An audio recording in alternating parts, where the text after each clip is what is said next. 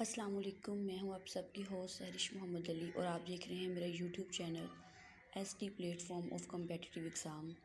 आज हमारा basic to advance level English grammar का 5th लेक्चर है और आज हम इंशाल्लाह नाउन के रूल्स पढ़ेंगे और नाउन में जो हम कॉमन गलतियां करते हैं वो पढ़ेंगे।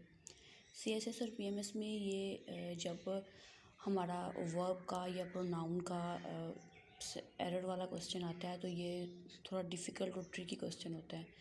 इसको ज़रा हैंडल करना मुश्किल होता है। तो इसके लिए अगर हम इसके रूल्स वगैरह पढ़ लेंगे, उसको मेमोराइज़ कर लेंगे, क्योंकि ये कोई शॉर्टकट रास्ता है कोई नहीं और इसमें आपको इसको मेमोराइज़ करना पड़ेगा। तो ये तमाम रूल्स आज आप देखें।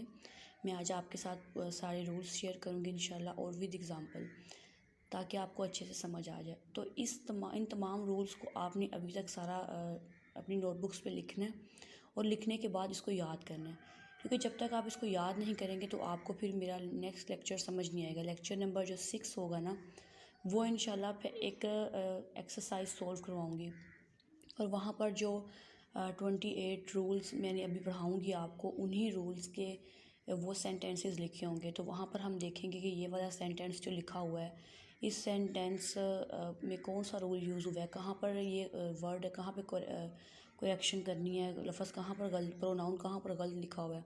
तो चलिए हम अपना लेक्चर स्टार्ट करते हैं आज का। और इसके आपको तमाम रूल्स ध्यान से देखने हैं और इसके बाद आपने इसको मेमोराइज़ करना है। उसके बाद रात का लेक्चर जो होगा ना, फिर वो आपको जल्दी समझ आ जाएगा इंशाल्लाह, और फिर कभी भी आपको प्रोनाउन की गलतियाँ आप कभी भी नहीं करेंगे।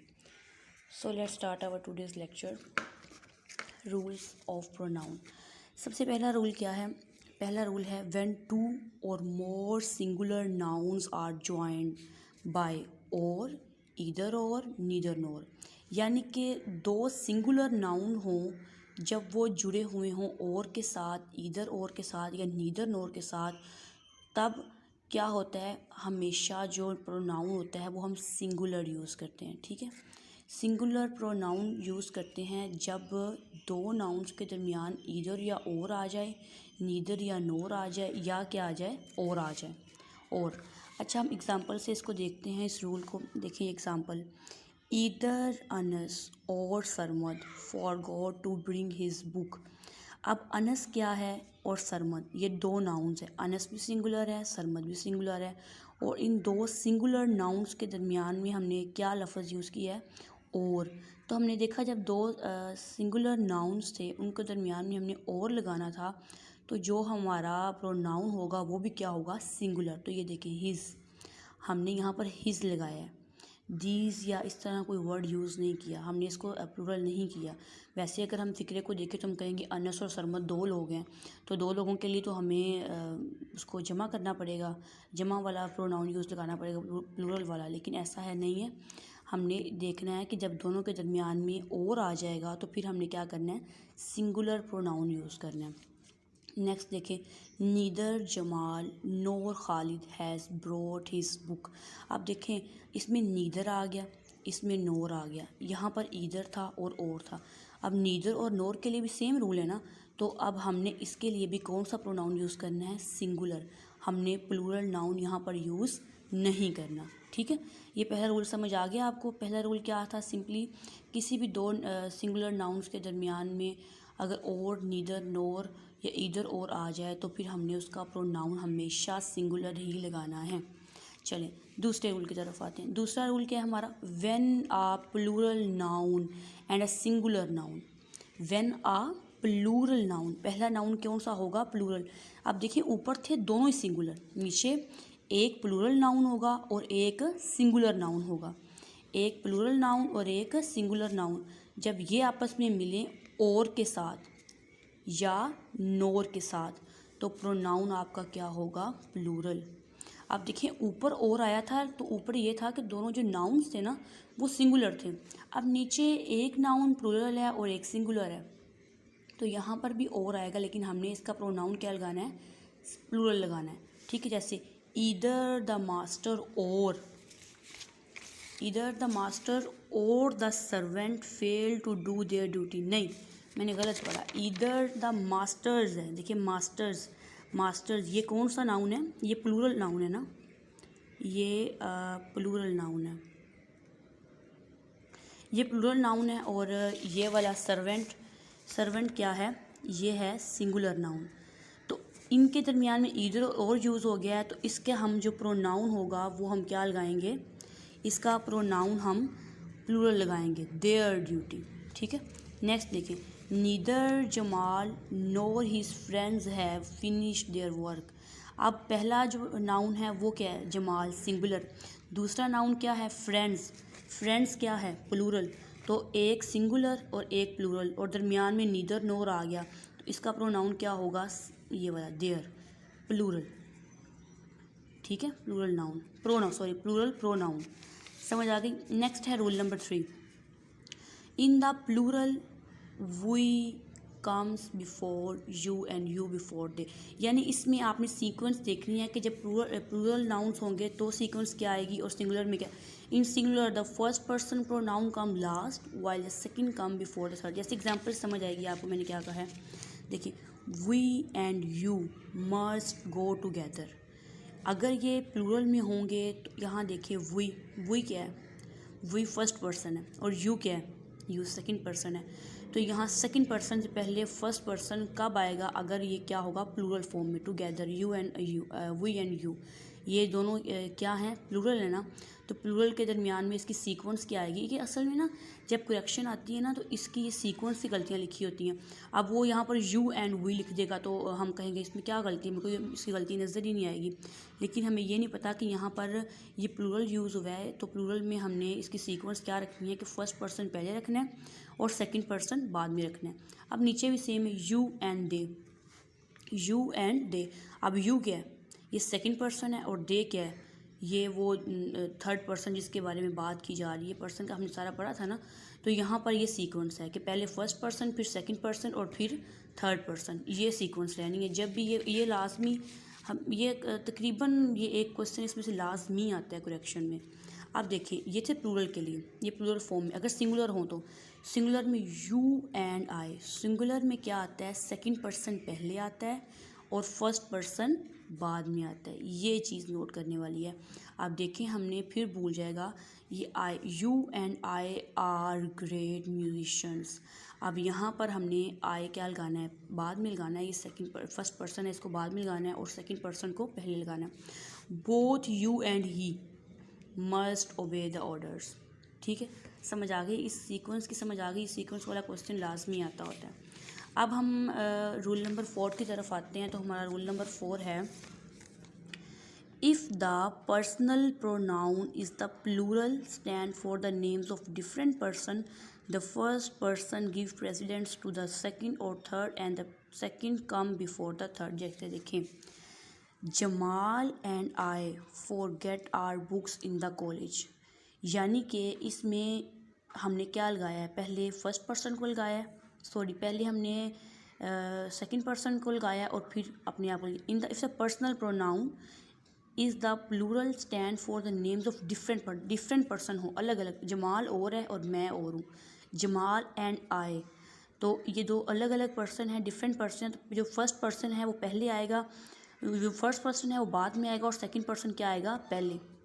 दोबारा से सुने, इसको मैंने कहा है कि अगर दो नाउन्स हों और दोनों डिफरेंट हों, जमाल भी अलहदा इंसान है और मैं अलहदा हूँ, तो इसमें क्या होगा, सेकंड पर्सन पहले आएगा और फर्स्ट पर्सन बाद में आएगा।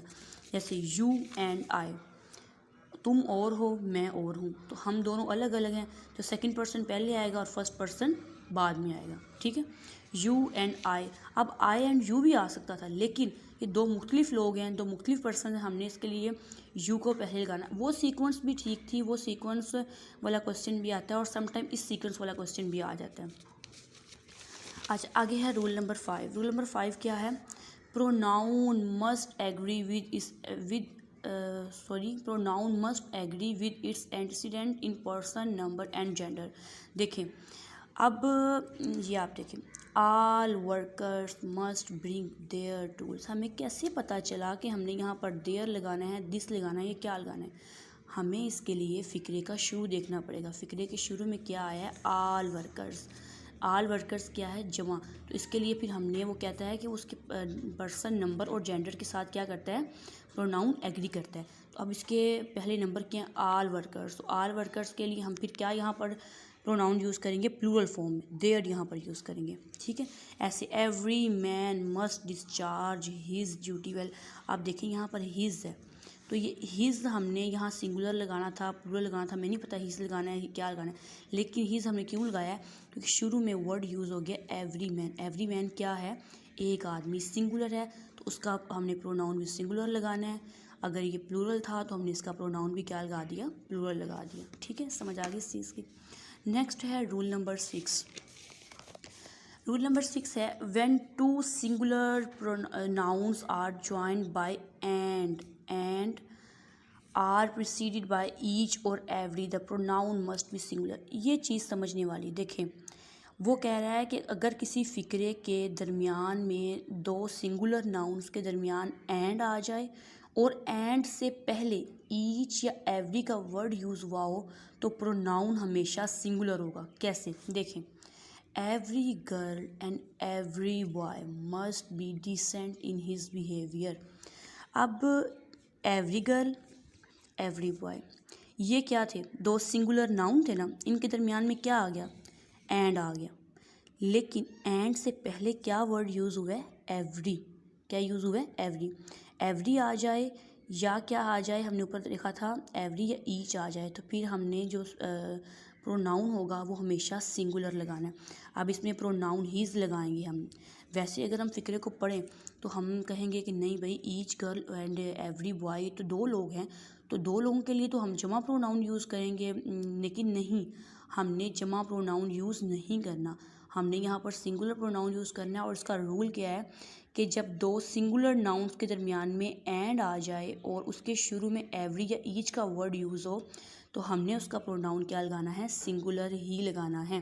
जैसे each mango and each guava is sweet, क्या आ गया, गुआवा और मैंगो के दरमियान में क्या आ गया, एंड, और एंड से पहले क्या वर्ड आ गया, ईच, तो हमने यहाँ पर क्या लगाना है, यहाँ भी ईच, यहाँ भी ईच, तो यहाँ पर हमने क्या लगाना है, सिंगुलर, हमने सिंगुलर प्रोनाउन लगाना है। आगे है rule number 7, the pronoun must be in singular when two singular nouns join by and refer to the same person.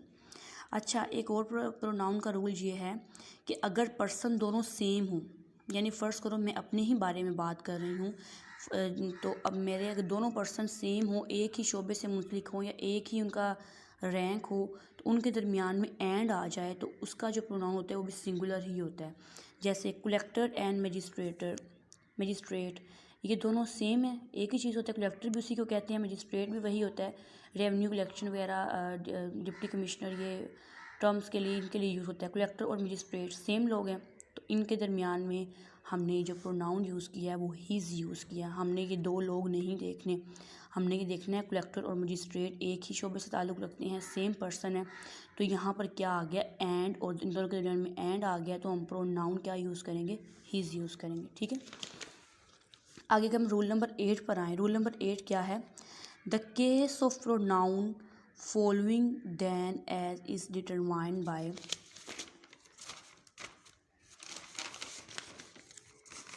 Mentally supplying the verb as. यहाँ पर कहता है कि एज और देन वर्ड के फ़िक्रे के सेंस के मुताबिक यूज़ होंगे। जैसे he is as laborious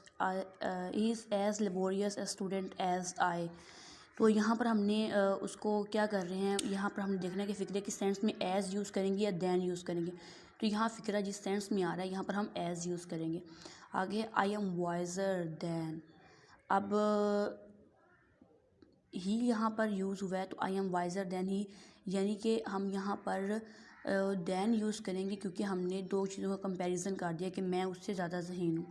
I hate him more than you, अब यहाँ पर अगर हम हेट हिम ना भी लगाएं तो फिर भी हमारी फ़िक्रे की सेंस मुकम्मल हो रही है कि I hate him more than, यहाँ पर देन, यहाँ भी हम क्या कर रहे हैं, उसको कंपैरिजन कर रहे हैं उसका। आगे है rule number 9, the complements of the verb to be when expressed by pronoun should be in the subjective form. अच्छा देखें, कॉम्प्लीमेंट करना है ना, कॉम्प्लीमेंट के जब भी कॉम्प्लीमेंट करेंगे ना तो उसके एक्सप्रेशन के लिए जो प्रोनाउन यूज़ करेंगे ना वो क्या होगा, subjective form. It is I, यहाँ पर हमने आई का थर्ड फॉर्म मी नहीं लगाना, ऑब्जेक्टिव फॉर्म इसकी नहीं लगानी, सब्जेक्टिव फॉर्म लगानी है। इट इज़ मी नहीं कह सकते, इट इज़ आई, वो मैं ही था जिसने ये काम किया। तो मैं कॉम्प्लीमेंट कर रही हूँ ना अपनी ज़ात पर, तो यहाँ पर हमने सब्जेक्टिव फॉर्म लगाना है, ऑब्जेक्टिव फॉर्म नहीं लगाना। नेक्स्ट रूल नंबर 10 है the object of a verb or of a preposition when it is pronoun should be in the objective form. देखें अब ये उसके उलट है। The object of a verb or a preposition when it is pronoun should be in the objective. Objective form में कब होगा, जब ये प्रेपोजिशन या वर्ब होगा। और ये देखें मैं आपको एग्जांपल से समझाती हूँ। लेट यू एंड मी, यहाँ पर हमने मी लगाना है, यहाँ पर हम आई नहीं लगा सकते, यहाँ पर हमने ऑब्जेक्टिव फॉर्म लगानी है, सब्जेक्टिव फॉर्म नहीं लगानी। Together, between you and me, ये वर्ब है और दरमियान में प्रेपोजिशन है, तो he is not a reliable person. तो यहाँ पर हमने यू एंड मी यहाँ पर हम लगाएंगे, यहाँ पर भी हम आई नहीं लगा सकते, यहाँ भी आई लगाएंगे गलत है, यहाँ भी आई लगाएंगे गलत है। यहाँ पर हमने क्या किया था, इसकी सब्जेक्टिव फॉर्म लगाई थी और यहाँ पर हमने क्या किया था, इसका ऑब्जेक्टिव फॉर्म लगाई थी। ये हो गए 10 रूल्स। उसके बाद है रूल नंबर 11। रूल नंबर 11 क्या है, a pronoun should not be omitted when it takes the place of noun in the objective case after a transitive verb. Transitive verb क्या होता है बच्चों, ट्रांजिटिव वर्ब होते हैं receive the action from a direct verb, जो कोई action perform कर रहे हों डायरेक्ट वर्ब के साथ, जैसे परचेज़, यहाँ पर ये परचेज़ क्या है, ट्रांजिटिव वर्ब है। तो अब ऊपर अगर रूल पे दोबारा आए तो रूल क्या है, a pronoun should not be omitted when it takes the place of noun in the objective case. यानी कि प्रोनाउन हम कभी भी मिस नहीं कर सकते, कब, जब ये नाउन की जगह ले ले। और कहाँ पे ले, ट्रांजिटिव वर्ब के बाद। ट्रांजिटिव वर्ब के बाद अब यहाँ पर लिखा हुआ है will you purchase my book thanks I do not need. देखिए अब ये सवाल तो हमें फ़िक्रा बिल्कुल सही लग रहा है कि इसमें कोई गलती हमें नज़र नहीं आ रही प्रोनाउन की, लेकिन हम यहाँ प्रोनाउन मिस नहीं कर सकते। हमने यहाँ प्रोनाउन मिस किया हुआ है, यहाँ प्रोनाउन मिस नहीं कर सकते क्योंकि यहाँ पर जो प्रोनाउन है वो सब्जेक्टिव फॉर्म में है, हमने लगाना ही लगाना है यहाँ पर। और इसके अलावा यहाँ पर ट्रांजिटिव वर्ब वो भी आया हुआ है परचेज, तो यहाँ पर हम इसका सही फ़िक्रा क्या होगा, will you purchase my book thanks I do not need it. Need के साथ हम यहाँ पर इट लगाएंगे। यहाँ पर हम जो प्रोनाउन है वो बिल्कुल भी मिस नहीं कर सकते, ठीक है। आगे है rule number 12, a pronoun must be inserted where it is not required. ज़रूरी नहीं है कि हर जगह प्रोनाउन लगाना है, जैसे ऊपर हमने नहीं लगाया था तो ऊपर हमें लगाना था, हमारे फ़िक्रे की कंडीशन ही ऐसी थी। लेकिन नीचे हमें इतनी ज़रूरत कोई नहीं है इसकी, तो हम इसको नहीं लगाएंगे। जैसे the candidate being a graduate, एक जो तालिब इल्म ग्रेजुएट है, he is eligible for the post. अब यहाँ पर अगर हम ही नहीं भी लगाएंगे ना तो हमारा फ़िक्रा सही है। अब वैसे तो हम ये कहते हैं ना कि हम बार बार फ़िक्रे की रेपिटेशन से बचने के लिए प्रोनाउन यूज़ करते हैं, तो यहाँ प्रोनाउन ना भी आएगा तो फ़िक्रा अच्छा लगेगा और ये करेक्ट होगा। The candidate being a graduate is eligible for the post. यहाँ पर ही की, अगर हम ही को यहाँ पर मिस कर देंगे तो यहाँ पर प्रोनाउन नहीं लगाएंगे तो फिर भी हमारे फ़िक्रे की सेंस ठीक है। ज़रूरी नहीं कि हर जगह पर इसको लगाया जाए, यहाँ ये रिक्वायर्ड नहीं है, ठीक है। नेक्स्ट है रूल नंबर 13, एनी और any one is used in speaking of more than 2 person और थिंग। जब दो या दो से ज़्यादा लोग बात कर रहे हों तो उनके दरमियान में हमने एनी या एनी वन का वर्ड यूज़ करना है। अब नीचे एक फ़िक्रा लिखा हुआ है, she is more intelligent than either of his 5 daughters. नहीं, हमने यहाँ पर मोर दैन 2 पर्सन है ना, 2 लोग नहीं हैं। अब पता नहीं वो कितनी बहनें होंगी, वो सारी बहनों में से ज़्यादा ज़हीन है, लेकिन हमने यहाँ पर ईदर का वर्ड यूज़ किया, तो ये हमारा फ़िक्रा यहाँ पर क्या है, ये हमारा फ़िक्रा इनकरेक्ट है। तो करेक्ट फ़िक्रा क्या होगा, she is more intelligent than any of his daughters. यहाँ पर हम ईदर की जगह पर क्या लगाएंगे, एनी ऑफ हिज डॉटर्स, ठीक है। मोर देन 2 नाउन से ना, इसलिए। आगे है rule number 14, each other should be used when 2 person और थिंग्स आर रेफर्ड। जब 2 लोग हों, 2 चीज़ों के बारे में बात की जा रही हो तो उनके दरमियान में हमने ईच इधर क्या लगाना है, ईच अदर लगाना है। और अगर दो या दो से ज़्यादा चीज़ें हों तो हम उनके दरमियान क्या लगाएंगे, one another. One another should be used when more than 2 person और थिंग्स आर रेफर टू। ये चीज़ याद रखने वाली है। ईच अदर कब लगाना है, जब टू ऑब्जेक्ट्स हों। टू ऑब्जेक्ट्स के दरमियान में हमने क्या लगाना है, ईच अदर। और मोर देन 2 ऑब्जेक्ट्स होंगे तो वहाँ पर हमने क्या लगाना है, वन एनदर। ठीक है, ये समझ आ गई। ये मोर देन वन एनदर कहाँ लगाएंगे, मोर देन 2 ऑब्जेक्ट्स। चलें अब इसकी एग्जांपल देखें, जैसे the two students called with each other. अब दो स्टूडेंट्स की बात हो रही है, दो स्टूडेंट्स के दरमियान हमने कहा जब दो होंगे तो दो के दरमियान हमें क्या लगाना है, each other. The two wrestler met each other in the arena. अब देखें टू रेसलर्स की बात हो रही है तो यहाँ पर हमने क्या, दो चीज़ें हैं तो यहाँ हमने क्या वर्ड यूज़ करना है, each other. Religious teacher use to love one another. अब हमें नहीं पता ये रिलीजियस टीचर्स की तादाद कितनी है, कौन है, कहाँ कहाँ है, हम इसकी एग्जैक्ट हमें तादाद नहीं पता। ये मोर देन 2 थिंग्स है, दो से ज़्यादा हैं तो यहाँ पर हम क्या लगाएंगे, वन अनदर। ठीक है, आगे चिल्ड्रन लव वन अनदर। अब चिल्ड्रन कौन कौन से बच्चे आपस में मोहब्बत करते हैं, हमें उनकी तादाद तो नहीं पता, ये मोर देन 2 है तो यहाँ भी हम क्या लगाएंगे, वन अनदर। आगे है rule number 15। A relative pronoun agree with its antecedent in gender, number and person। relative pronoun अपने gender और अपने number के साथ agree करते हैं। जैसे it is he who, हमने relative pronoun देखे थे ना कौन से होते हैं, who, whom, whose, that, ये वाले। it is he who is to blame, तो यहाँ पर हमने who लगाया तो हमने यहाँ पर he लगाना है कि ये वही था, ये रिलेट कर रहा है उसके साथ कि यहाँ पर हम सिंगुलर ही लगाएंगे। This is one of the most important dramas that you have yet been publish, same thing. ठीक है, आगे है रूल नंबर 16। रूल नंबर 16 है a relative pronoun must always be placed as close as possible to its antecedent. जैसे I have listened to Gaddafi's speeches who consider himself a disciple of Jamal Abdel Nasir। अब यहाँ पर हमने इस फिक्रे में क्या गलती है, हमने कहा है कि प्रोनाउन को हमने रिलेटिव प्रोनाउन को must always be placed as close as, इसको बहुत क्लोज लगाना है तो यहाँ पर हमने I have listen to the speeches of Gaddafi's who, speeches. अब यह हमने कदाफ़ी के पास लगाना है इस हु को। ठीक है, स्पीचेस के बाद हु नहीं लगाना, इसको उसके क्लोज लगाना है। आगे है rule number 17। The pronoun must be in singular number if the collective noun for which it stand is viewed as whole. अच्छा, ये ना रूल बड़ा इंपॉर्टेंट है। इसमें देखें हमने कलेक्टिव नाउन के साथ कब सिंगुलर लगाना है वो प्रोनाउन और कब लगाना है प्लूरल, ये चीज़ देखने वाली है। वो कहता है कि प्रोनाउन को हमने सिंगुलर में तब लगाना है कलेक्टिव नाउन में जब ये व्यूड एज अ होल, जब पूरे एक कलेक्टिव नाउन की एक पूरा एक नज़रिया होगा तो उसमें जब सबकी एक मिली जुली एक राय होगी ना तो वहाँ पर हमने क्या लगाना है, सिंगुलर प्रोनाउन यूज़ करें। जैसे the jury gave its judgement after proper deliberation. अब उन्होंने पूरी जजमेंट दे दी है तो यहाँ पर हमने क्या लगाना है, सिंगुलर प्रोनाउन यूज़ करना है। लेकिन देखें अगर ये बात होगी ना प्लूरल की, जैसे अगर ये देखें ये आप ये समझ आएगी फिर। But the pronoun is in plural number if collective noun for which it stand conveys the idea of separate individual duals consisting the whole as. जैसे the jury were divided in their opinion. अब पूरी एक लोग जो बैठे हुए थे उन्होंने जो अपना अपना अलग अलग डिसीजन पेश किया। यहाँ जो डिसीजन था वो जो सबका जजमेंट थी वो सबकी एक थी, एज अ होल थी। तो यहाँ पर हम क्या लगाएंगे, प्रोनाउन सिंगुलर। और जहाँ पर सबकी अलग-अलग से व्यूज़, अलग-अलग से आइडियाज़ हैं तो यहाँ पर हम कौन सा प्रोनाउन यूज़ करेंगे, प्लूरल। आगे है rule number 18। When the antecedent is same the consequent must be as or that. When the antecedent is such the consequent must be as.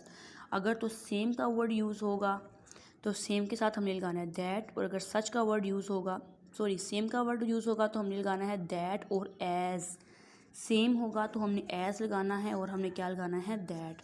और अगर सच होगा तो सच के बाद हमने सिर्फ क्या लगाना है, एज। जैसे this is not the same coat as mine. अब सेम है तो सेम के साथ हमने क्या लगा दिया, ये देखिए सेम के साथ हमने एज लगा दिया। तो अगर सच होता तो उस सेम के साथ, सेम के बाद हम एज भी लगा सकते हैं और सेम के बाद हम दैट भी लगा सकते हैं, लेकिन सच के बाद हमने सिर्फ एज ही लगाना है।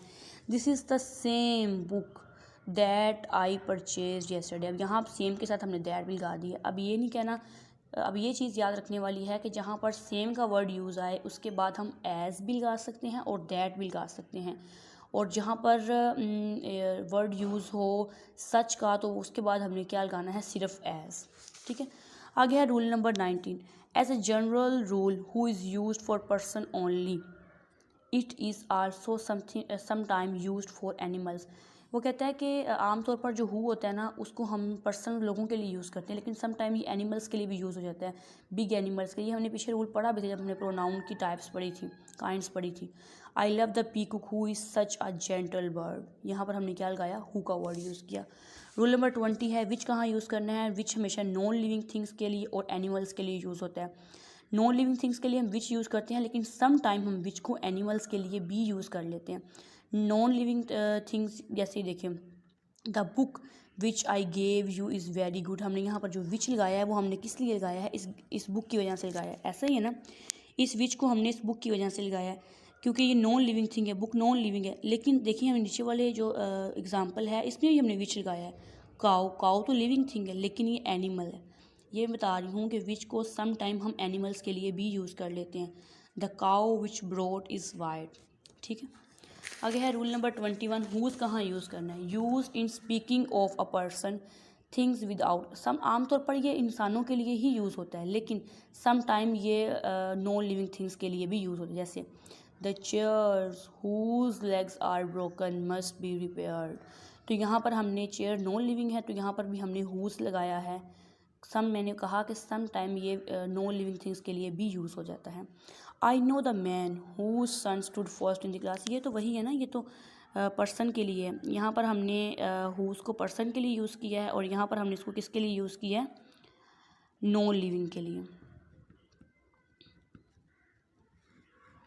ठीक है, नेक्स्ट है रूल नंबर 22। रूल नंबर 22 में है दैट। दैट कहाँ यूज़ करना है। ये भी चीज़ों और अशख़ास के लिए इस्तेमाल होता है, लेकिन सम टाइम इसको हम सिंगुलर यूज़ करते हैं, सम टाइम इसको प्लूरल यूज़ करते हैं। जैसे purchase any notebook that you like.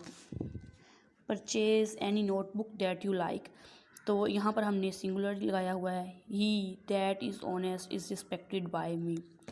आगे है रूल नंबर 23।